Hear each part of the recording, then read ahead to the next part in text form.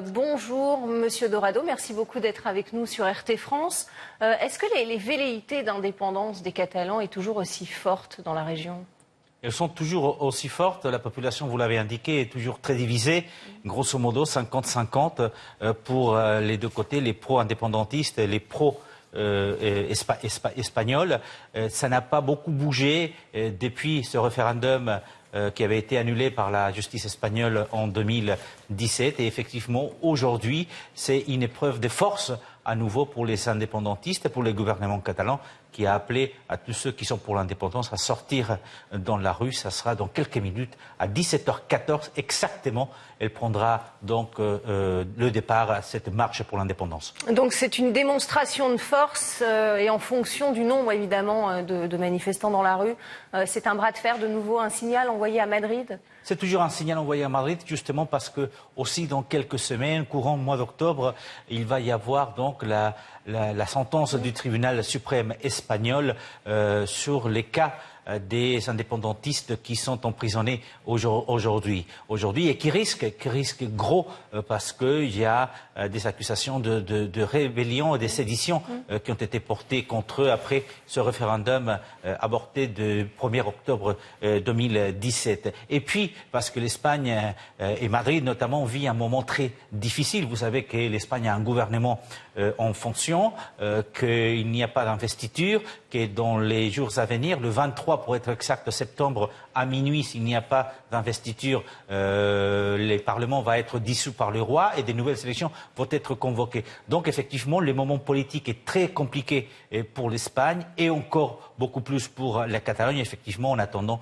la décision du tribunal suprême espagnol et l'avenir des indépendantistes qui sont emprisonnés. Alors Madrid s'était dit ouvert à des négociations depuis 2 ans. Où est-ce qu'on en est sur ce dossier ?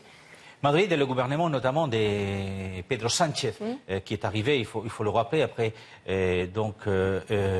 avoir éjecté du pouvoir le conservateur Mariano Rajoy, c'était l'année dernière, le 30 juin, le président espagnol Pedro Sánchez essaye la main tendue, mais cette main tendue a quand même une limite, c'est-à-dire qu'il n'acceptait pas un référendum d'autodétermination qui n'est pas compris dans la constitution espagnole. Oui, donc pas question de négocier sur une sécession.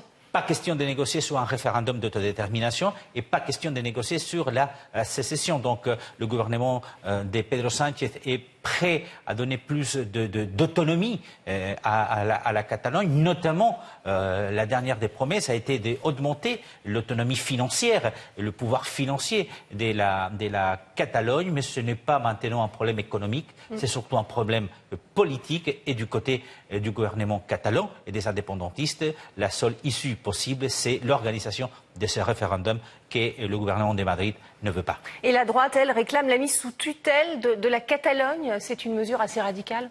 Tout à fait, c'est l'article 155 de la Constitution qui avait été appliqué par Mariano Rajoy, l'ancien président du gouvernement, qui avait mis sous tutelle la Catalogne. Aujourd'hui même, encore une fois, le leader du parti centriste Ciudadanos au Parlement, devant les députés, devant Pedro Sánchez, a réclamé encore une fois à celui-ci d'appliquer l'article 155.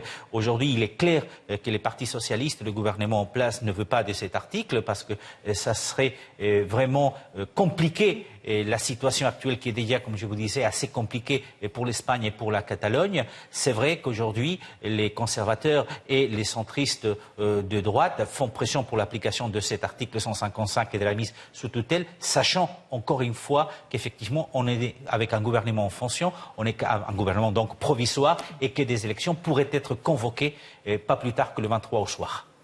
Et donc, est-ce qu'il faudra attendre le verdict de la Cour suprême, finalement, pour pouvoir organiser un nouveau référendum réclamé par la moitié des Catalans ?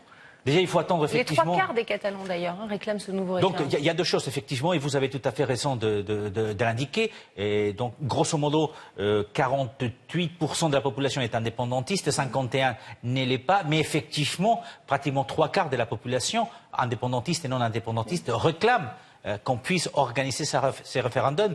Mais là, on est face à un problème constitutionnel, c'est que la Constitution ne le permet pas.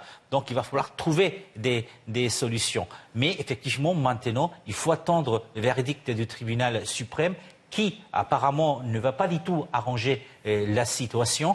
On sait qu'il y a ces politiques qui sont incarcérés, mais on sait aussi qu'il y a un certain nombre de politiques, notamment l'ancien président Carles Puigdemont, qui sont dans l'exil en Belgique. Et effectivement, aujourd'hui, encore une fois, la situation étant très compliquée, tout bien s'est compliqué encore plus avec ces élections qui frappent à la porte des Espagnols. Et très vite, compliqué également par des dissensions au sein même du mouvement séparatiste?